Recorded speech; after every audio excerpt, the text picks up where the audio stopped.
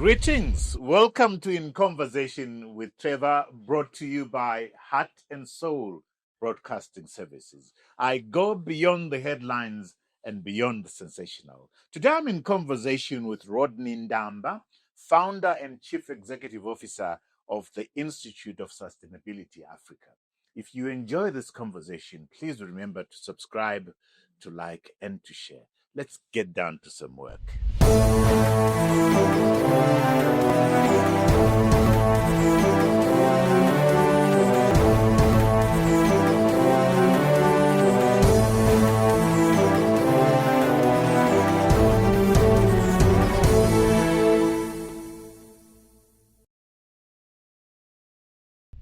Sustainability is not being linked to business strategies, so it becomes an afterthought. It has been categorized as a corporate social responsibility. Accountants only rely on one capital, and that is trust. But within that period, I think I'd share him stuff that I actually went for more than 5 years with no salary. Rodney Ndamba, welcome to In Conversation with Trevor. It's a pleasure being here, and it's great to see you again. It's a pleasure. Great to see you again. We met in Vic Falls, Yes. which is the reason why we are sitting here. But before we start talking, getting into a conversation, your name is not a very, it's an unusual name, Ndamba. Talk to me about what that name is all about. Well, thank you so much for inviting me. So the name Ndamba, you find it mostly in the eastern part of the country. Yeah, at the present moment in Nyanga, in Mudzi, in Mtoko. Then you also find it in also parts of Mozambique. But we have had a long history also being in this country as well.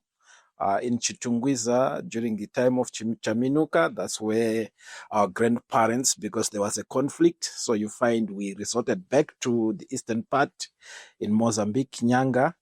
Then the other part went down to the south, in Mashingo. That's where you find the other name Ndamba Kua, which resonates from the original name Ndamba.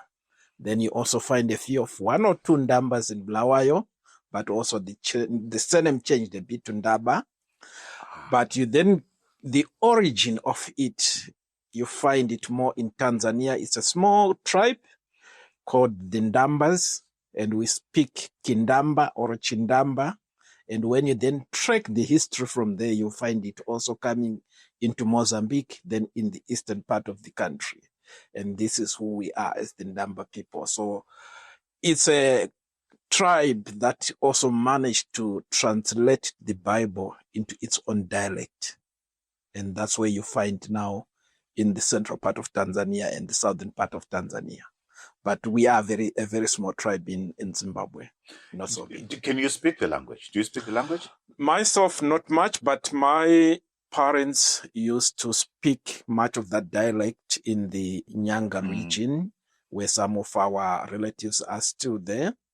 But myself, I can't. You can't. Yeah. You're just like me. Originally, my father came from Zambia, and I can't speak my father's language, as it were. Amazing, isn't it? We are one people. We are all Africans. Certainly, we are just. You came from Zambia. I came from you came from Tanzania, rather. I came from Zambia. Here we sit in Zimbabwe. We are Africans. And last week we met in Vic Falls, which is why we're sitting here. We met in Victoria Falls. At the ACA conference. And I was speaking on building personal brands through self-discovery and purposeful life at the Association of Chartered Accountants, which is called ACA Winter School. We had a great time. And your talk fascinated me.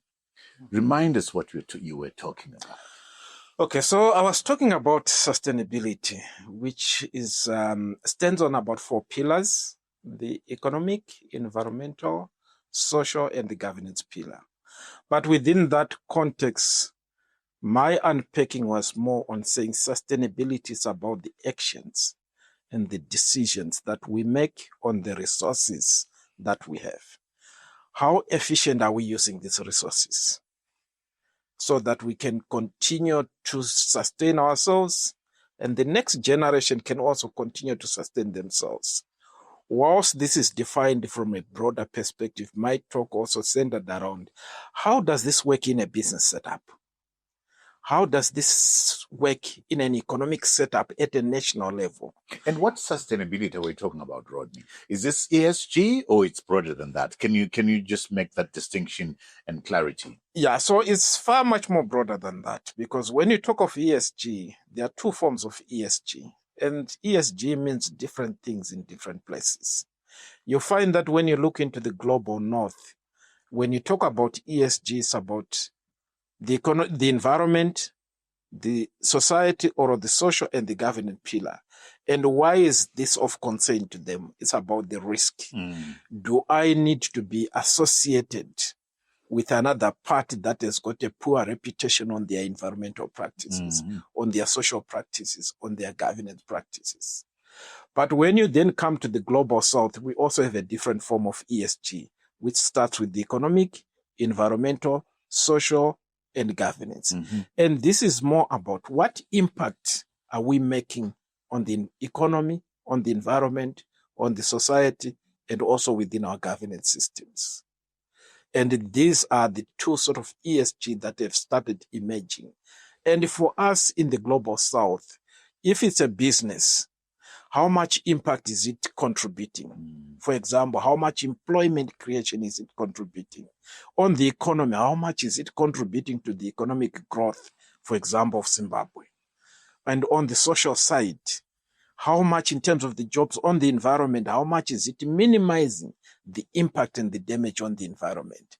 And those who are leading, when they make decisions, how do they take into account their environmental, social, and economic impacts?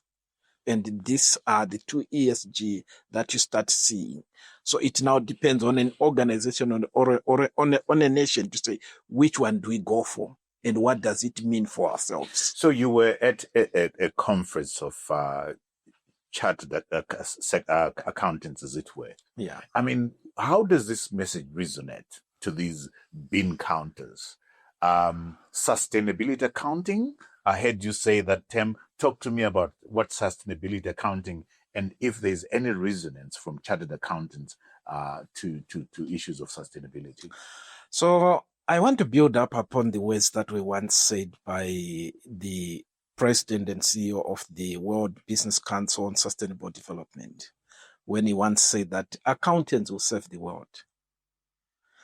So what he was mainly referring to is to say, if you turn any impact to dollar signs, you find that there will be a huge attention and action will actually be taken. And this is where you find at the center of sustainability, the role of accountants professionals. Because the environmental, social, and governance aspects, they all come with risks and opportunities. And these risks, and opportunities, the risks are associated with costs, whereas the opportunities, they come in with value creation. And that's what an investor, that's what a stakeholder is interested. And this is where accountants can say, okay, where do we allocate the resources to the priority areas that allow us to minimize the risk, but also maximize on the opportunities that will benefit different stakeholders, that will benefit the society, that will benefit the environment, that will benefit the nation. Do you find, I mean, we had some amazing young people in that room in Victoria Falls. Do you find that this message is one that resonates, that excites them? What response do you get when you're talking about sustainability accounting to accountants? Yeah, I think for now in Zimbabwe, it is getting to be very interesting because we have started seeing now the young people warming up to it. More than 15 years ago, it was almost like a future language when I started doing a lot of presentation to professional accountants, bodies, to business associations. It was more about speaking into the future. Even when I became a university lecturer at the University of Zimbabwe, in my classes, I would talk about, sustainability. People say, what is this? But some of them have started coming across it in their exams as it became a mandatory examinable subject. And that is now built up, that momentum. Rodney, you're currently helping over 30 companies on this issue, sustainability accounting, as the CEO of the Institute of Sustainability Africa, in Zambia, in Zimbabwe, in Malawi, both in the private and public sectors. What kind of needs do these companies have that you meet as Sustainability Africa? So from my experience so far, one of the key gaps that I've also found even here in Zimbabwe, and also comparing with other countries, is at the board level, in terms of the boards of directors saying this is something that is within our responsibility to lead and drive and ensure that is also an indicator in terms of how do we assess the performance of ourselves as a body. You find that, for example, in Zimbabwe, it's a common challenge. But one of my experience in Malawi which was very interesting, is that we were actually implementing a project for the UN Office for Least Developed Countries in one of the companies in central Malawi. And that also involved training. But in all the visits that I made doing the training, the CEO was with me with the rest of the staff throughout the whole training programs. But when I then come like to Zim, you find that you rarely get that. Or you find that, yes, there are some for shorter sessions which are for the board. They are in there, but you go to Zambia, it's also almost a similar challenge. But now some are beginning to warm up to say... Why do you think you have that challenge in Zimbabwe and Zambia? What's your reading? Why are CEOs thinking that they're too important for ESG and sustainability training? Okay, so one of the key things that I've observed is that sustainability is not being linked to business strategies. So it becomes an afterthought. It has been categorized as a corporate social responsibility. So in that way, it doesn't sort of become so much of a priority.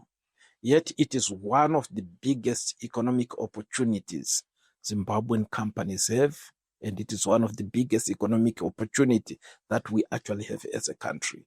Because in other jurisdictions, they've integrated it into their business practice, economic models, and they're actually competing very strongly on that. But I hear a lot of, maybe not CEOs, a lot of people talking ESG. Is this just lip service? So when you look into the talk on ESG, you have to match it with the actions on the ground. Yeah. Can I find evidence to say what the company is saying and what is happening on the ground? It's exactly the same. And sometimes you then find that there is a gap between what is being reported to say this is what we did and exactly the systems that are actually working on the ground. Am I right, though, that a lot of companies still think that corporate social responsibility is ESG? Yes, there are some who still feels that, this is corporate social responsibility is part of ESG, but the reality is that corporate social responsibility is a tiny portion of ESG, because ESG is a business strategy. It's a business model. It's a business culture that you have to build. It's also a product value chain or a product characteristic. So it's not a social or a philanthropic aspect. So around 2009, I did a research on Zimbabwe, which inspired founding of the organization that we now have as Institute for Sustainability Africa now. So when I looked into 71 listed entities in 2009, 2008, I only found that only 3% of them could report on their environmental impacts. Wow. And a survey with the corporate bodies, they were saying, no, this is corporate social responsibility. And from there, you could actually see that, okay, that's why it's not getting so much of a priority. And certainly their corporate social responsibilities, donating trees and other things and scholarships and that kind of stuff. Yes, but one of the key aspects when you then look at it is how much is being tracked in terms of the impacts of those donations? Because there is also a strategy of empowering to destroy someone when they become so reliant on you. That's why you have to do it with a strategy to say, okay, I'm doing it so that I can empower this person so that even without me, they can move forward. And the Bible also tells us, if you want a man to have a fish, teach him how to fish. Teach him how to fish. Don't give the fish. They'll keep coming for more fish for you.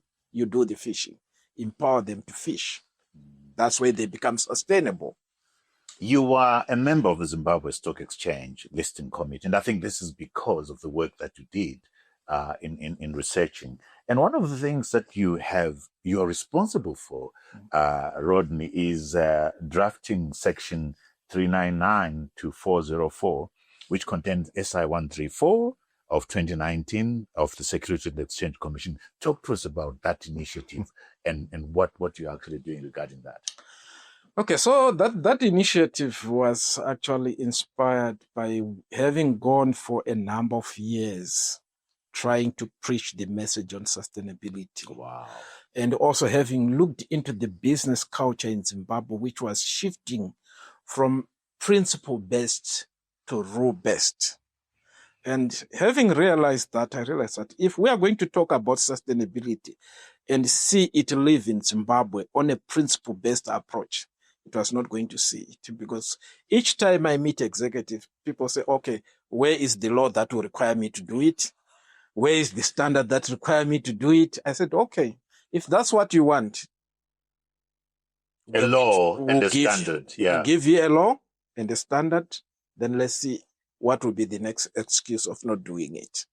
So that's when the conversations with the Zimbabwe Stock Exchange came in, because there were other global stock exchanges that were moving to actually regulate sustainability. And that's when we then got the opportunity to engage a couple of companies and a couple of stakeholders, and we all concurred that, no, I think we need something in place.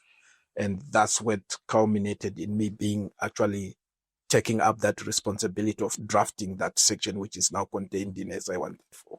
How is compliance like? I mean, clearly these people asking you, where is the rule?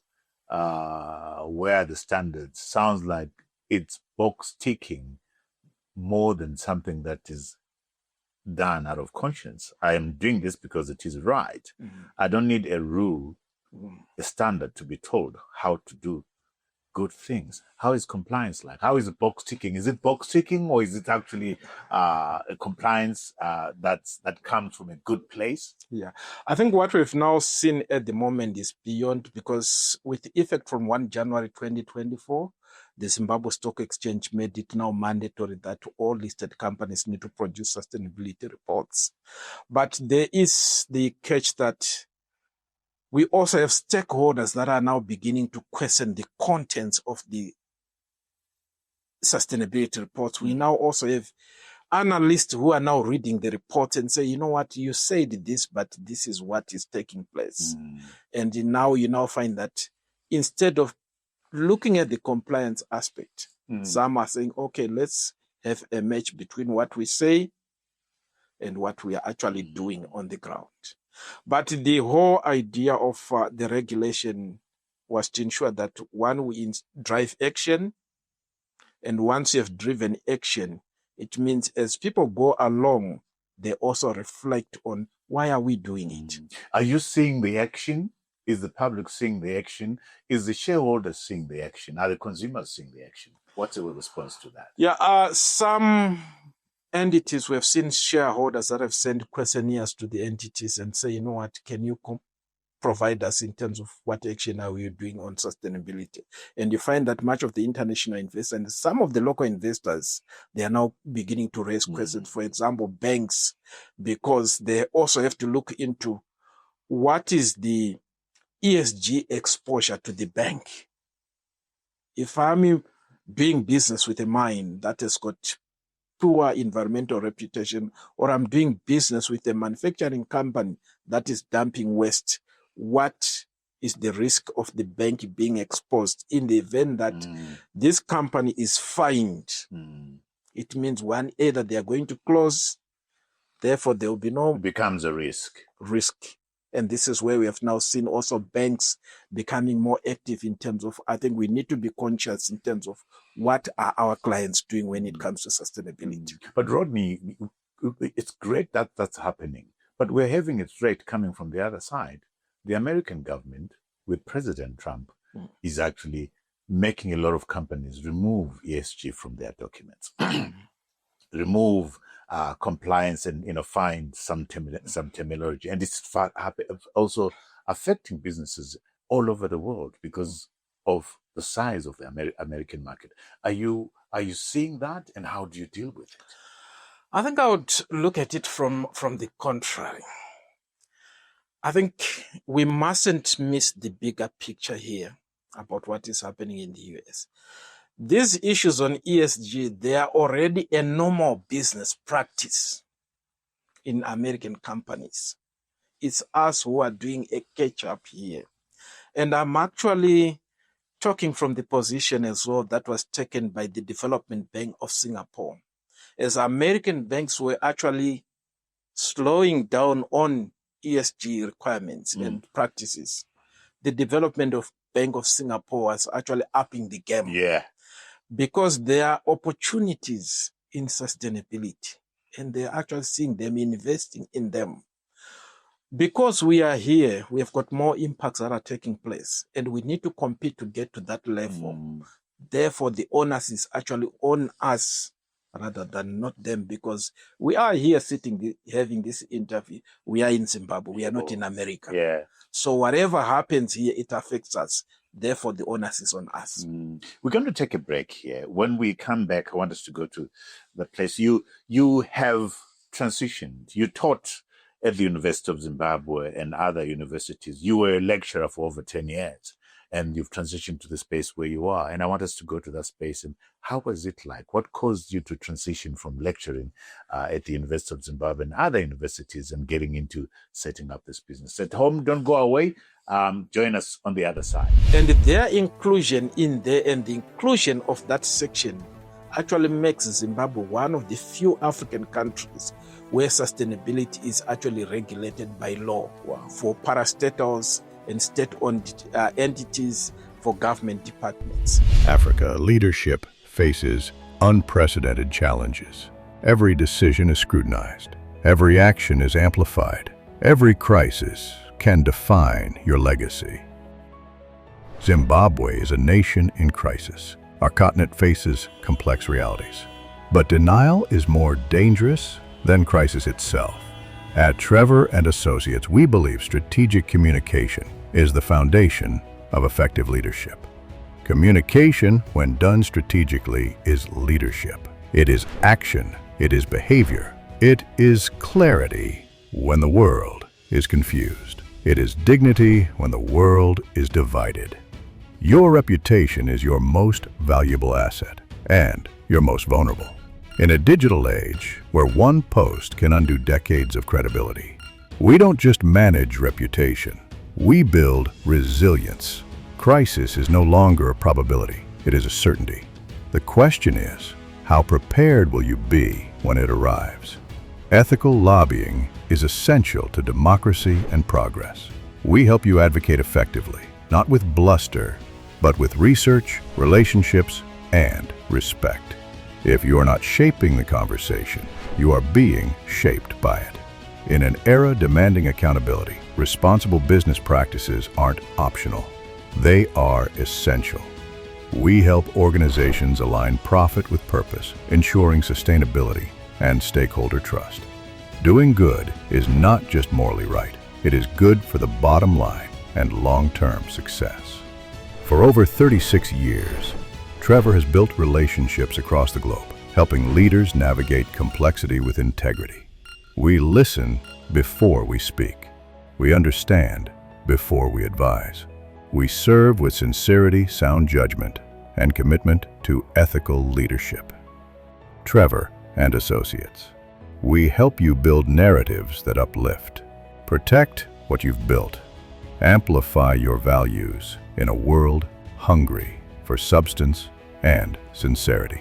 Trevor and Associates, your strategic partner, your narrative architect, your advocate in the corridors of power. Trevor and Associates, building resilient leaders for a changing Africa.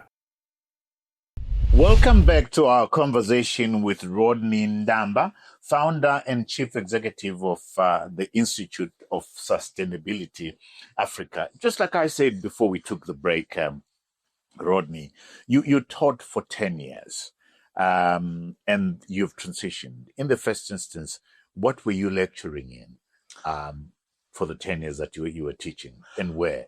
Okay, so my university teaching started at the University of Zimbabwe around 2009. So my initial course was actually in auditing.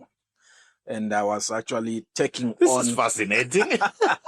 Well, my background is in accounting and finance. So I started teaching auditing. Then from there, I moved to teach a course called Professional Values, Ethics, and Attitudes. And from there, that was actually the undergrad level, which is the Bachelor of Accountants. Mm-hmm. Then I also then started teaching business research method, which was reintroduced on the course. Then later on, moved on to teach a course in Masters, which was the Global Financial Regulatory Framework. So this actually was for me to share in terms of skills and also analyzing in terms of global regulatory systems and how do we see them working in our local context to enable the economies to be competitive, also the financial sector itself. And within that element, that's where also the regulation of sustainability, regulation of central banks, regulation of economic systems as well. Where did the interest come from? I mean, you start from accounting. That's very, nice, neat box accounting. And then you slowly go into values and ethics. Talk to me about that. What was the attraction? Where is that coming from? Okay, so I'll go back maybe in history. When I was growing up in the village, I had an uncle, when he used to come from Harare coming to the village. So each time he's in the village, when he meets me, he would say, Bishop or Mfundis. So for me, it's like I used to avoid him so much because, that was something that I wasn't expecting myself to be in that, maybe, space. But as I also grow up, having to go to start in my first job, I did find myself in an accounting field, starting in the foundation of accounting. And it was not something that I was actually looking forward to because my career was to also become maybe a pilot or so, something of that sort. But as I grow up, I find myself in spaces that when I was growing up, I didn't like.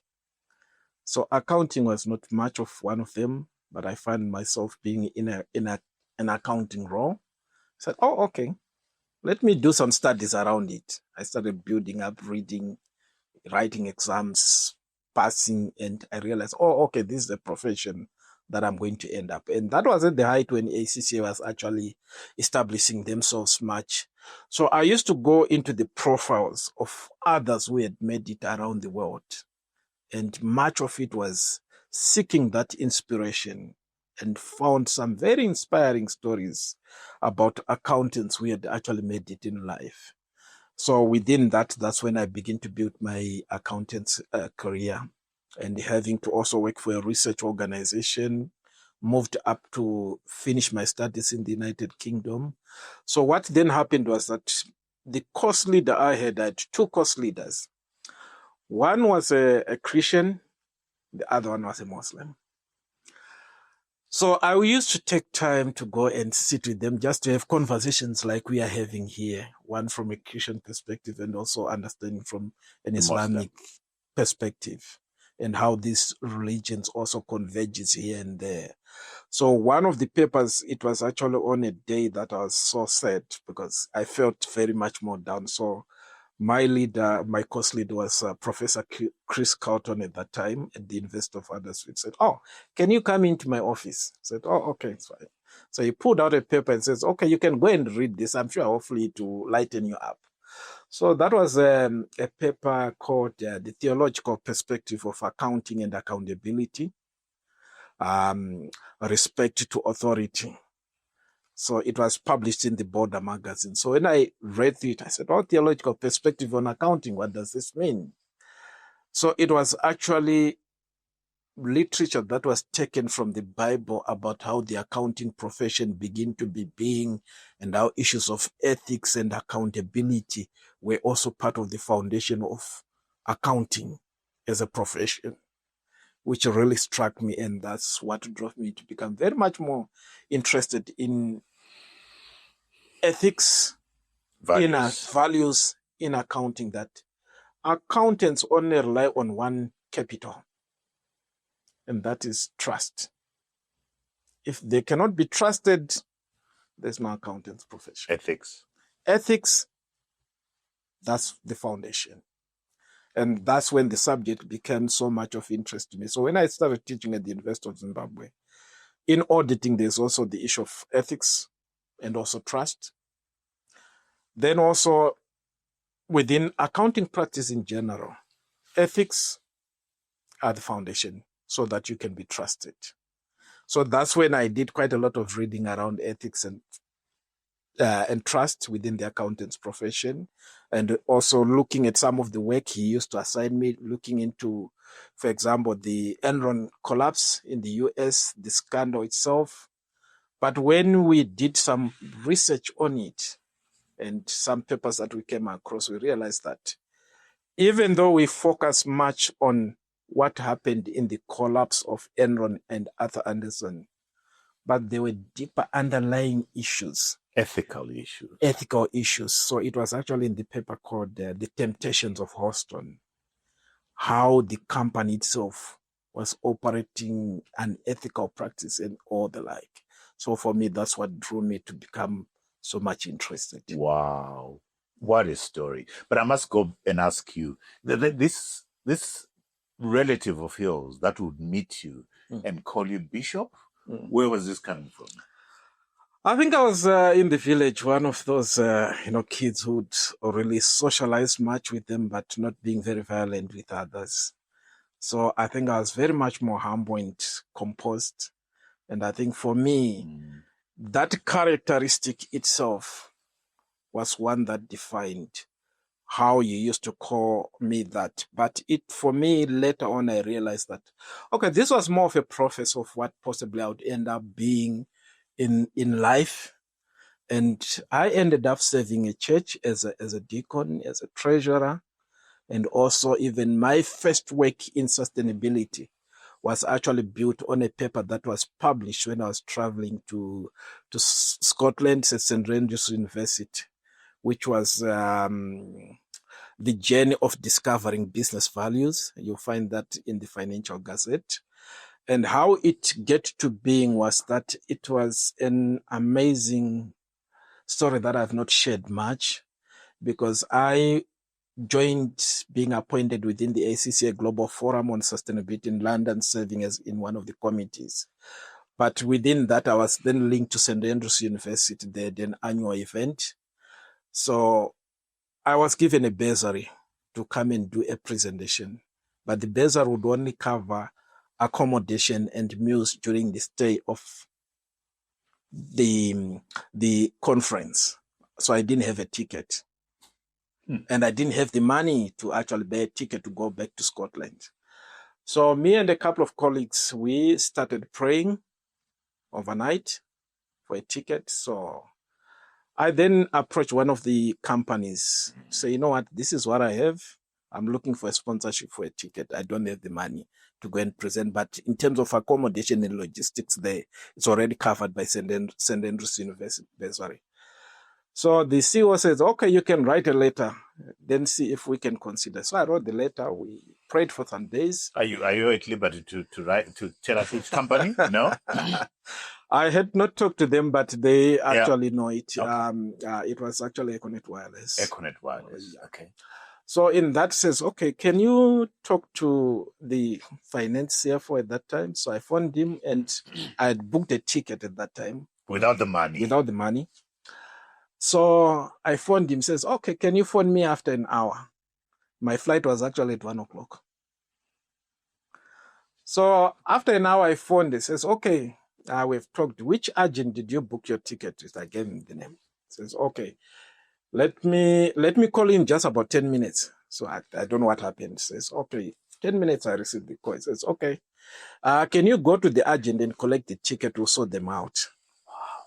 That's when I then rushed to the airport, to the agent in town, picked up the ticket. Then I was on the flight to St. Andrews. Did present my paper, which was on the theological perspective of environmental and social responsibility, which actually builds up a case to say sustainability is not something that we are discovering now. It was there in the creation of man. If you go in the Bible from Genesis, when God created the world, what did he create first?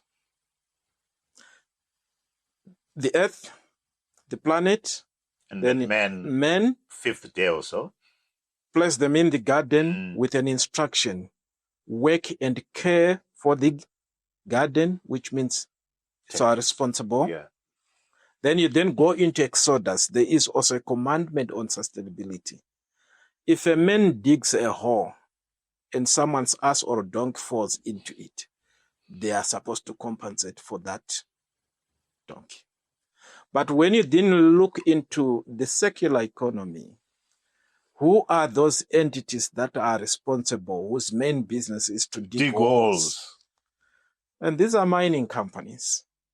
So which means we have got a commandment on environmental responsibility. You go deeper into it as well. You also find that in the Bible, when it comes to pricing of products and services, it's also stipulated that you're not supposed to overcharge double, which means making a profit of 200% is stipulated in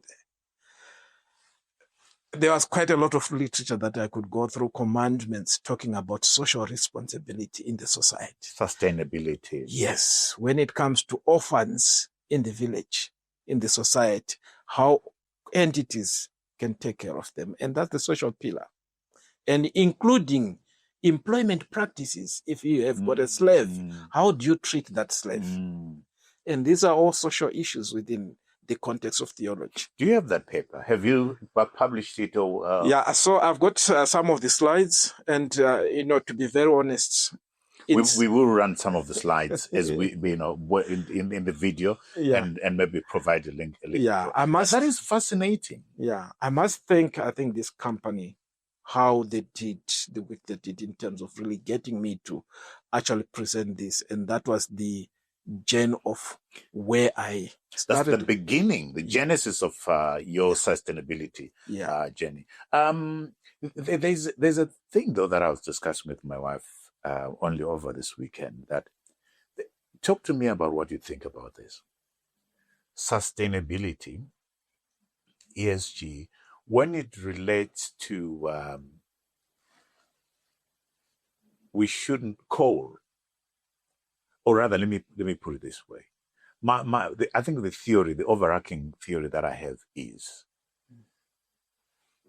unless we damage the environment because of what we put out, particularly the oceans and so forth. But my major thesis is, the way God has created this world has a way of cleaning itself. Whether it's smoke or whatever, as long as the things that we are mining and using are for our own benefit. The environment, God has created this environment in an amazing way. What's your pushback on that? Do you get my thesis? Yeah. I think one of the aspects about the environment is that we have a responsibility over the environment. And that's why the first command of men, when they were put in the garden, is work and care. And when you look into care, it's an obligation that we carry from one generation to the other, that we must actually take care of the environment so that it can take care of us. Yes. Without the environment, there's no man. What about, so my point is, mining coal to use it. And then we say it produces these, what is it called? Emissions. Emissions that mess up the environment. My point is, God created the coal for us to use, to burn and whatever. It must have a balancing thing somewhere. I don't know how, but I just don't see how God could create this resource for us to mine and to burn for our own use, and not have the environment being able to balance and clean itself. I know it sounds crazy because it's not scientific, but for me, it's something that it's like, surely there should be a way that the environment cleans itself. What's your pushback on that? I mean, it's a crazy idea. Yeah, there is a way in which, nature can clean itself, provided we are actually doing it in a sustainable way. And if the ecosystems do not balance with the nature of our own activities, you then find that those imbalances can actually come and also harm us. So there is always an equilibrium in which the extent to which you can actually do certain activities. It's just like God created us with legs. And if we overuse them, we are likely to collapse. But even when you go to the beginning, within the 6 days, he was also resting, creating the world. On the seventh day, he rested. So it's an equilibrium in which activities and the need to recuperate need to actually have a balance. I suppose what we have done is, for instance, your point about 200% interest rates, which we shouldn't be doing, where our greed and wanting more and more is what is messing up the environment. Anyway, we could go on and on that with my crazy ideas. But talk to me about that transition then, from lecturing to getting into this space where you are now the chief executive of the Institute of Sustainability. How did you do that? I'm sure there were resources required. It couldn't have been easy leaving a job that you had to start something new. How did you do that? The transition also had its own challenges, where I had to say, okay, I've been very much more in talking and imparting knowledge. How about the action itself? And one of the reflections for me was, God created you for a purpose, and he wants you to make impact. And how are you going to be into the impact and action? You are more like a plane that is preparing to take off. And if you remain on the runway, you are likely to die. From the end, you never get anything done. So that's when the transition as well kicked in to say, now I need to be there full time, because the demand was also picking up in terms of entities that are saying, okay, we need the support, we need to get it done. And that's when I had to transition. But that transition as well, one of the critical challenges that I then got to find myself in was, you are going to be like Moses, who is going to be leading, and there is going to be burn up. You need helpers. Now finding the helpers who had the same mind, who were going to be the vision, because it was not something reacting to the moment. It was going to be a long-term, something that was going to be there beyond yourself. Finding the right helpers, people who would say, okay, we believe in what you are talking about. Now let's get it done.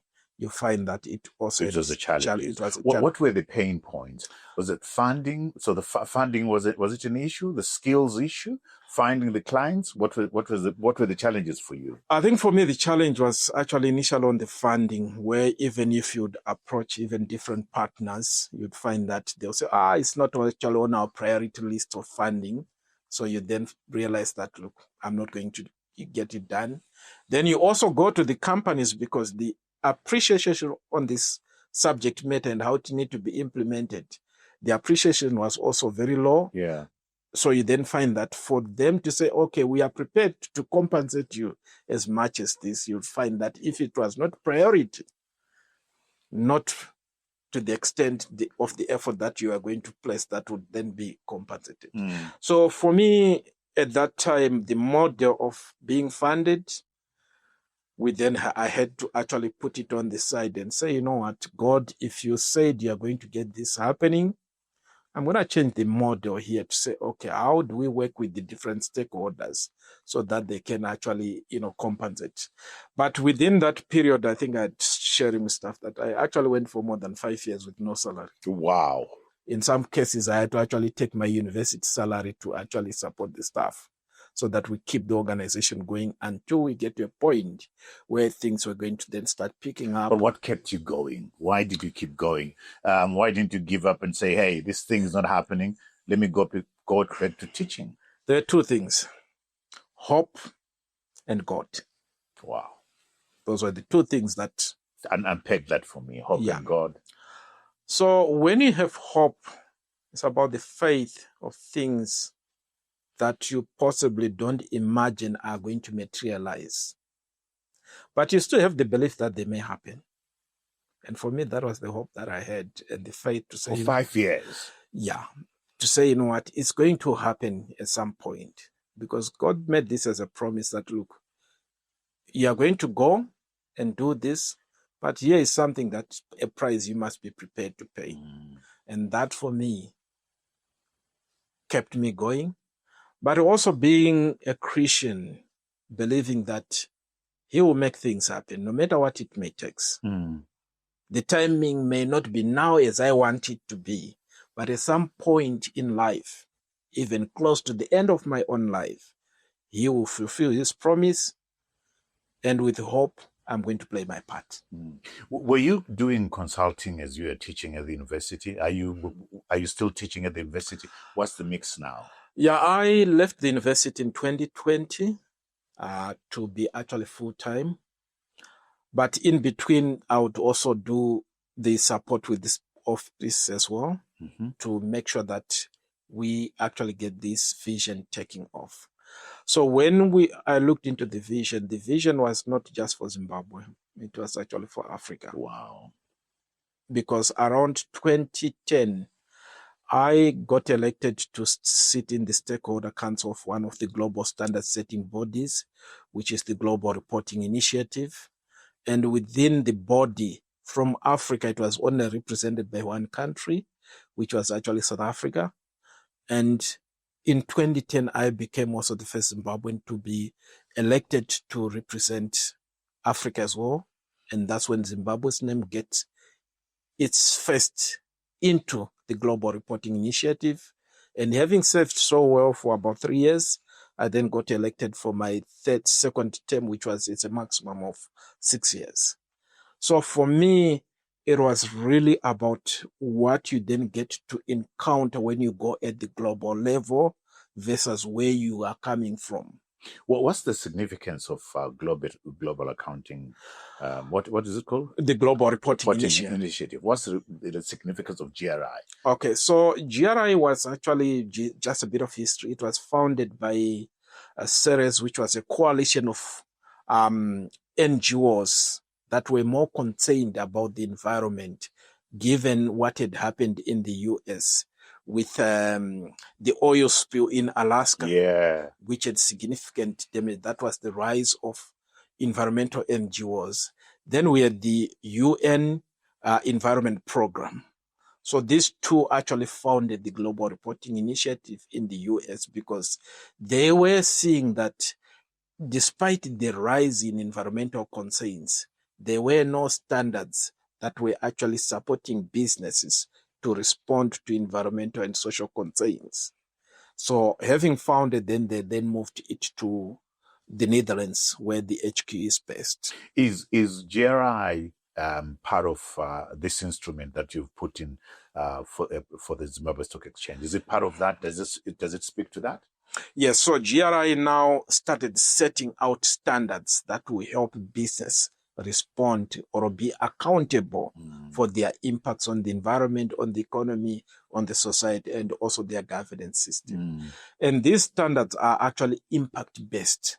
They focus on what impact is the business having on the economy, on the environment, on society. on the society.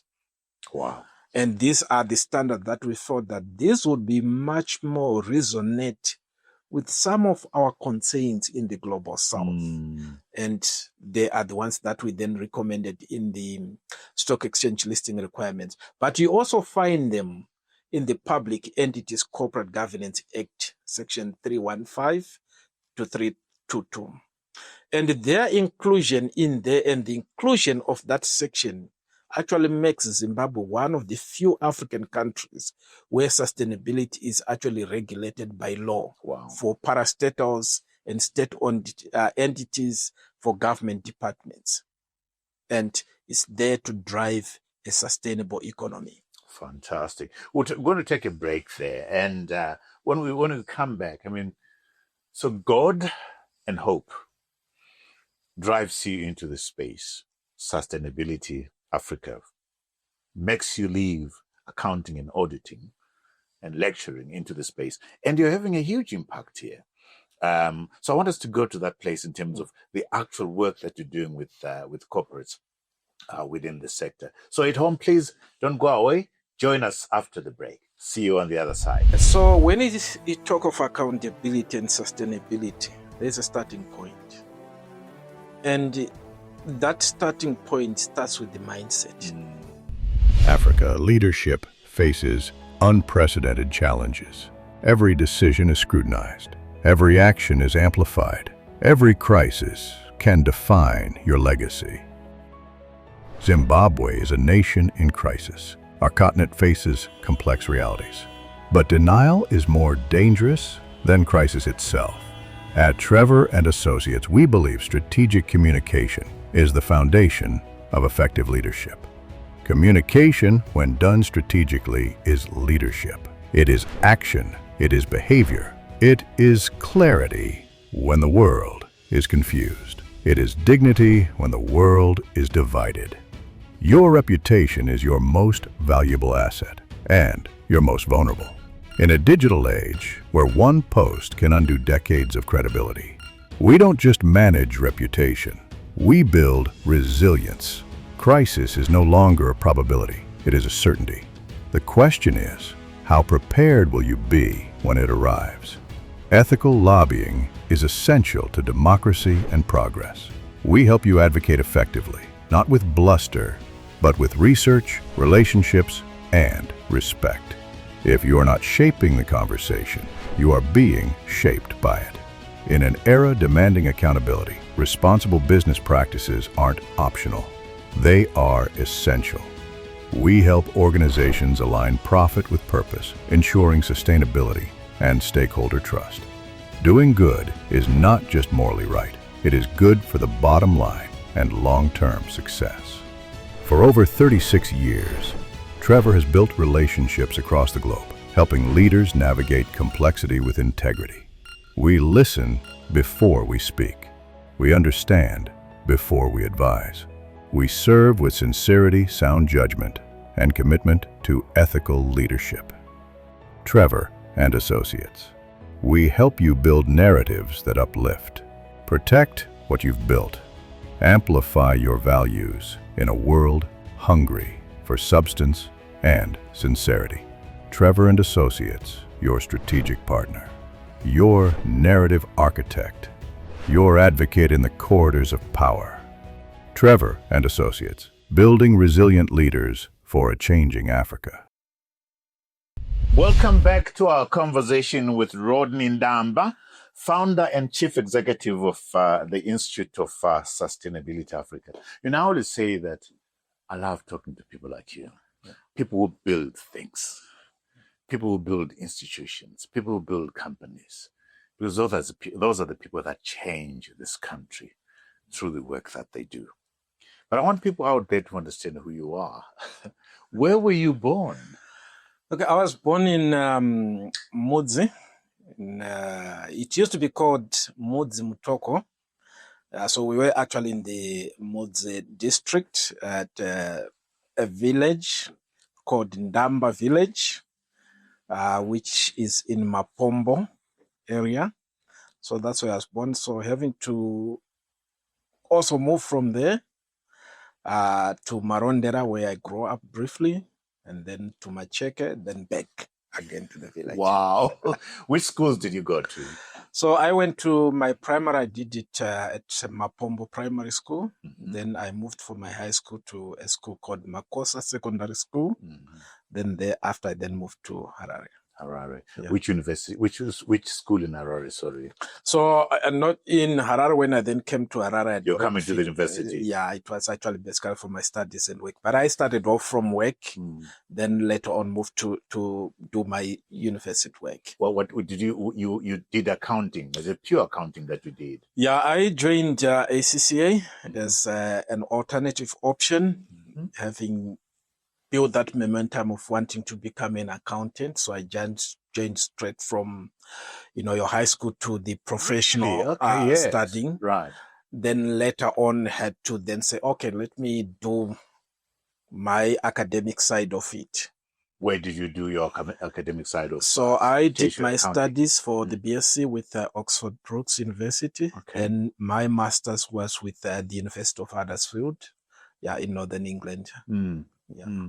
And when you look back, I mean, where you are right now, do you think you're living your purpose? I mean, this accounting guy was called Bishop, who is now into sustainability accounting. Do you feel that you're living your purpose?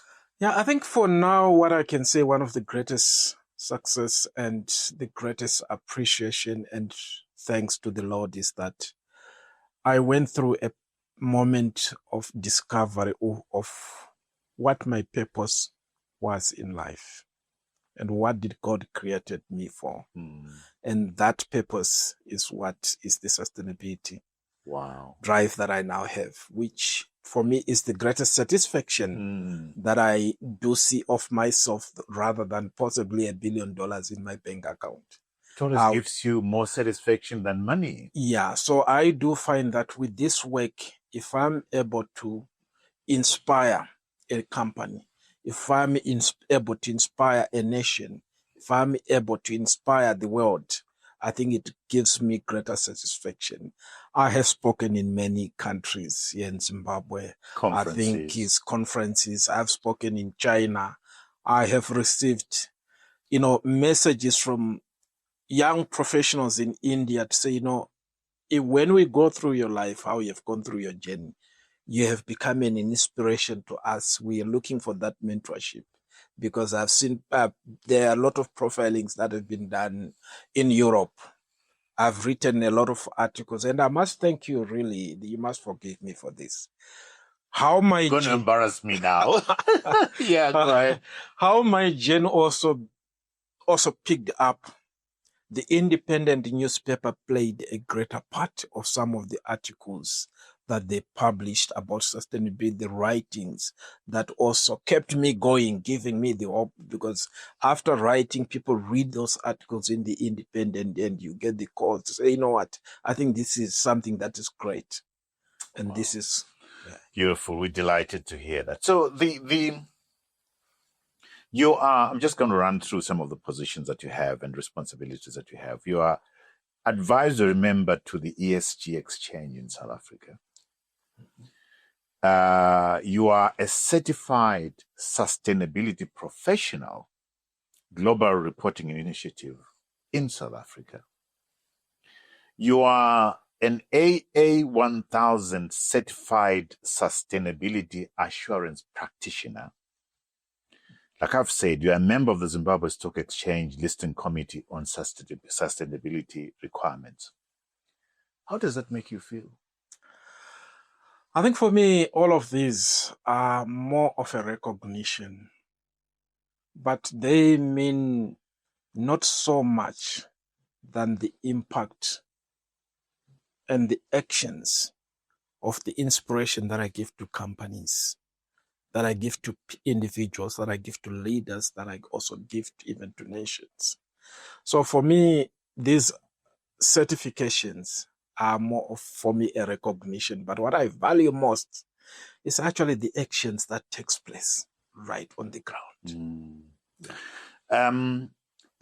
Suppose there's somebody sitting there thinking of listing on the Zimbabwe Stock Exchange. What are the sustainability requirements for listing on the Zimbabwe Stock Exchange? Yeah, so the sustainability requirements, as they are contained within Section 399 to 404, they actually place the responsibility of sustainability on the board of directors. Okay. Which basically means that within the board of directors or some of the committees within the board, there ought to be an individual or a committee responsible for sustainability. So that when the company makes decisions or when the board makes decisions, they also need to consider what is the impact of this decision on the economy, on the environment, and also on the society. They are also within the requirements, the guidelines in terms of the standards that have been recommended for use, for example, the Global Reporting Initiative. And what sort of information do you need to publish for your accountability in terms of indicators? For now, ZSE has got about 20 minimum indicators that are split between economic, environmental, social, and governance. So they form a baseline that if you go in any company, you must be able to find this information. So those were basically the minimum sort of requirements.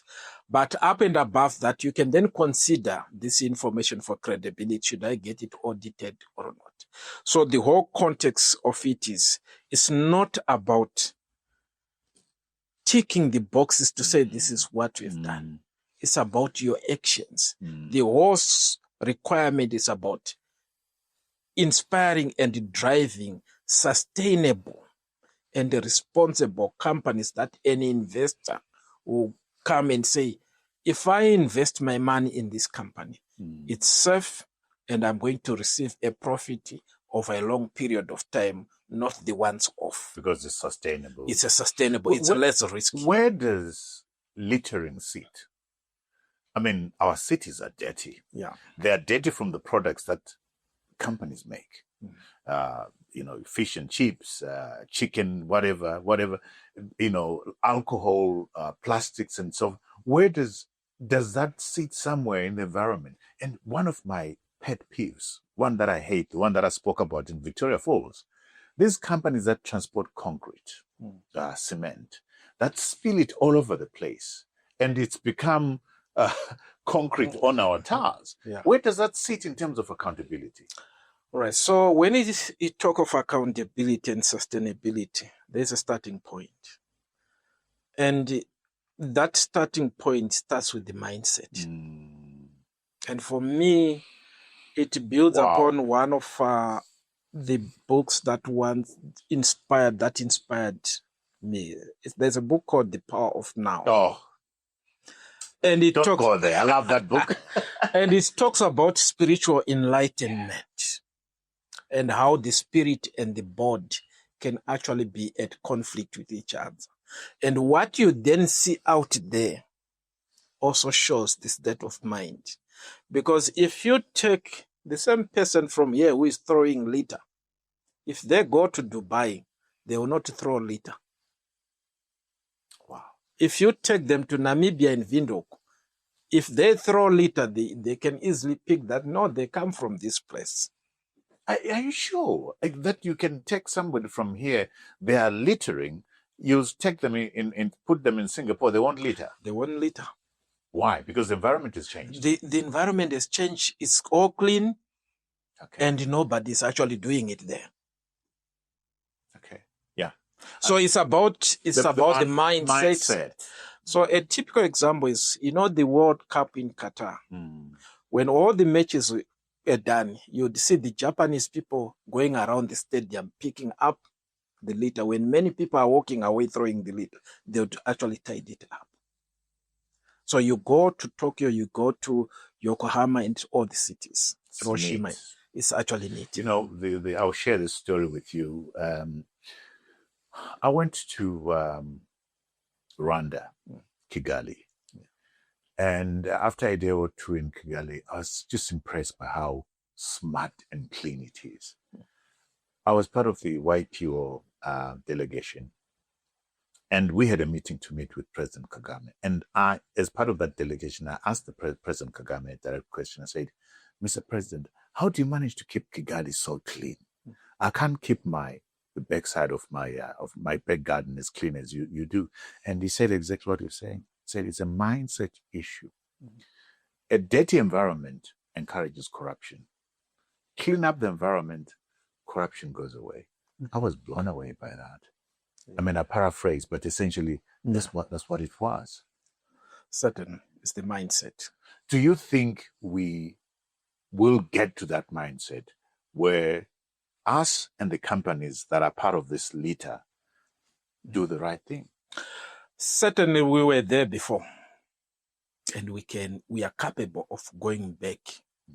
And when we change our mindset, when we change our culture of thinking that the wrong things are actually normal, we are actually capable. One of the things I've learned is about ourselves as Zimbabweans is that we are very fluid. When the wind blows this way, we also blow this way. But if we all say, you know what, we cannot do this, let's stop it. We automatically stop and start doing the right thing. You know, I wish we could stop driving the way we are driving. Yeah. I wish we could stop talking and texting whilst we are driving. I wish we could stop littering and keep this place clean. It is possible, you say? Possible, and it can be done. It can be achieved, and we can literally enjoy it. And correct me if I'm wrong. And to your point, it starts with each one of us. Yes. It starts here, it starts there, and the environment around us changes. Yeah. Certainly. You know, even with our school children, you know, there was a gentleman called Professor Lumumba who used to say, be careful about the generations, what you are inspiring in these ones, because they'll end up becoming like you. So our school children, how they also keep their environment clean, knowing what is that you cannot throw litter. I know they are being taught. Like for ourselves, we've been going around now talking to schools about sustainability. If you go, for example, in Japan, what we used to do in the 80s, in the 70s, I'm sure your time is, when you are done with our studies, we take brooms and start cleaning our classrooms. Absolutely. And making sure before that we leave. Yeah, before we leave, we go around, we pick all the litter, we make sure that it's bent, the school is clean. And you go to Japan, they don't employ janitors for schools. The school children clean their toilets and their classrooms and where they sleep. So it's something that we have to rebuild again as a culture and mindset. And to that point, I think for me, the issue is, let's not emphasize on cleaning after littering. Yeah. Let's emphasize on do not litter. Yes. Beautiful talking to you. Pleasure. Hope and God and your purpose. I can see it all happening.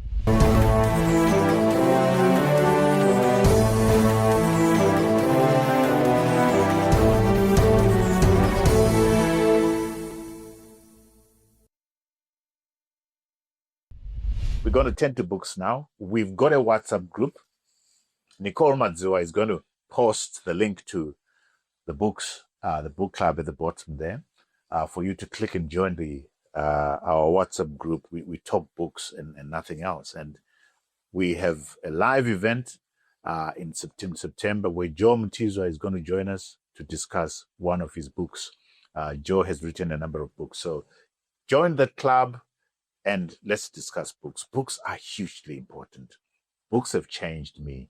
Books have made me. I've just completed this book, Rodney, by Atul Gawanda. Atul Gawanda is an Indian doctor, but American. It's called Being Mortal, Illness, Medicine, and What Matters at the End. This is a fascinating book about medicine, what medicine does to us, what doctors do to us, the right kind of doctor, and the different kind of doctors that are there, and what we subject each other to, particularly during our last days. the debate around assisted living and assisted dying, and what choices we make when we arrive at those. This is a fascinating book. It's a book that you read, it will make you cry, but it will leave you a much better person. The other book that I've already recommended to people is this book, Rodney. It's called Outlive: The Science and Art of Longevity by Peter Attia with Bill Guilford. Rethinking medicine to live better, longer. Both these are doctors. Yeah. So I recommend these books to our doctors. There's a lot of things happening wrong that are happening in medicine in this country, where doctors are being paid money to behave like those people that you find in the ranks, the touts and that kind of stuff. That's happening. Our medicine is just becoming as corrupt as everything else. But this book teaches you how to begin to take care of yourself at the age of 20. Because the decision that you make at 20 comes to haunt you at 50. It's medicine that teaches you how to live longer and enjoy your life. Because the longer you live, the more impactful your purpose becomes. 60 years, 70 years, 80 years, 90 years, you become a very impactful and purposeful person. I've finally finished reading The Political Thought of Xi Jinping in my quest to understand how China has gotten to where it is, and how sustainable that journey is. It's written by two Oxford professors, Steve Tsang and Oliver Chung. It's the one thing that I took away here is there is a thought process to where China has become. There is a strategy to what China is doing. And I say to myself, we don't have a strategy as Africans and as Zimbabweans, and that's our problems. These people have a strategy, and we need to begin to strategize. So those are my 3 books. What books have you read that you want to recommend to our book-loving audience out there? Yeah, so in terms of, I've got a library at home. Oh, yeah, you know, one of the things I joke with my son is there was a saying to say, you know what, successful people have got big libraries, and you look into those that have done it. But for me personally, each of the books that have inspired me, there are some, I'll talk about just 3 of them. Yes. And they are tied to specific events in which they inspired me. One of them is a book called From Where You Are to Where You Want to Be. And that's a book that I bought as I was coming back from my studies, coming back to Zimbabwe. And do you remember who wrote it? It was Jack Field. Okay. Jack Field. So within that book, and I was coming back, you know, you finished your studies. What am I going to do next? And 25 Rules of Success. And when I read through the book, chapter by chapter, you know, you are looking at something, a quick success here. And each of the things that then was in the book ended up becoming a life that I lived over these past years. And one of the chapters that struck me was rejection, rejection, and rejection. So I said, okay, what does this mean? So when I started talking about sustainability in Zimbabwe, you were rejected. Yeah, so many times. I remember in some companies, it took like 6 years to convince them to say, you know what, this is something we ought to go for. So you'd go to maybe meet an executive, you've booked your meeting, you find there you are talking for 5 minutes. We wish you all the best, my brother. We have something to do. Please, yes, cheers. Yeah. Cheers. And I hope with this, I don't believe this will happen here. And I think... But you believe? I believe that it's going to happen. And I remember about 2 years ago, a colleague I met with one of the NGOs wrote me a message. So, you know what, my brother, you came to our offices and we told you we can't fund such kind of things. We didn't realize that you're talking about the future, which is now a reality now. And so that book is that took me to building up the organization that we have today and where we are. The second book, which, you know, you would not like this one, is The Power of Now. So I like it. I mean, I love that book. I've read it twice. Yeah. I've read it twice. So what happened with this book is I was now part of the GRI. I was going for my meetings for the standards development. So I went to Kenya Airways, you know, the one that travels midnight you get to Nairobi. 1 a.m. 1 a.m. So I went there at night at the airport. And I realized, no, I'd actually missed my flight. It was actually the one in the afternoon. So I was supposed to connect to Amsterdam with KLM in the evening. So I would get into Nairobi in the morning, then in the evening, I connect. So I then went back home, slept, then went to the airline. They said, okay, we've got another afternoon flight that will get to Nairobi around 4. So we may have to get you onto that one so that around 8, half 8, you can get into KLM, then you connect to Amsterdam. So I got into Nairobi airport. I said, okay, you know what, with all that I've gone through, let me look for a book that can inspire me so that I keep myself alive. I've got 800 pages to read for the standards that we're going to approve. So I bought this. I looked into the bookshop, found this book called The Power of Now.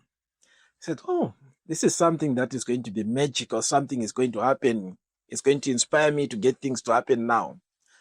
So as I read through it, in actual fact, I didn't sleep on the plane because I just kept reading, and it talked to me about spiritual enlightenment, how we ought to be at peace with ourselves so that we can be at peace with others.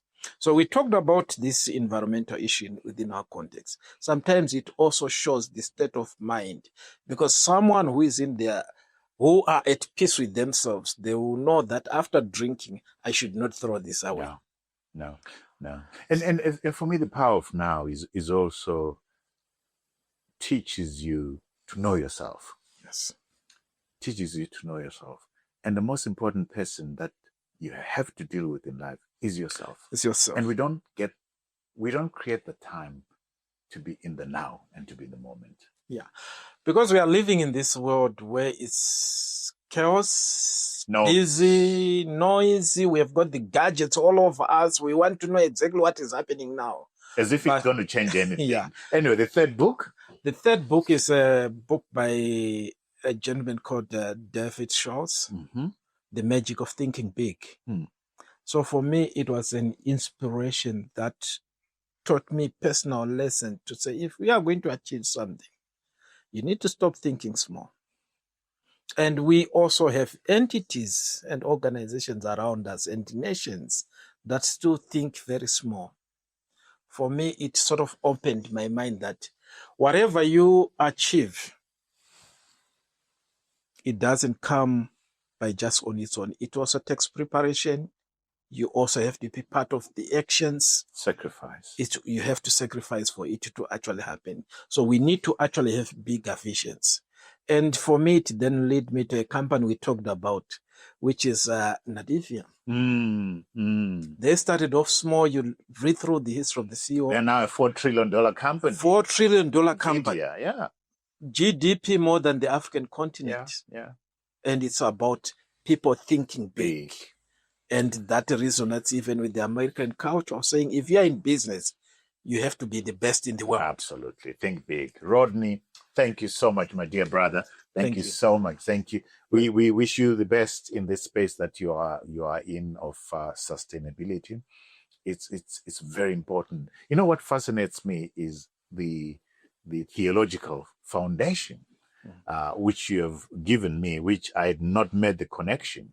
But there you are. We wish you the best, and we pray that many more companies and more of us buy into what you are, what you've been seized with for a very long time. So thank you so much for creating. Thank you so much. It's a great pleasure. Thank you. Allow me to turn over to our viewers who are all over the world to say thank you so much for your support. We are on 12.6 million views right now.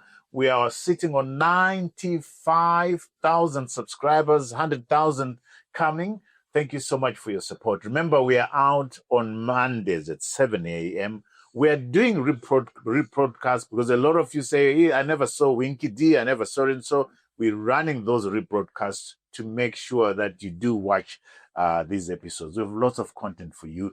Go to our website in conversationwithtrevor.com for all this content and for podcasts for your listening and viewing pleasure. Please remember to subscribe, remember to like, remember to share. If you go below this video, you'll find the link to the WhatsApp book club link, the subscribe button, the like button, the share button. Until next time, cheers to you all.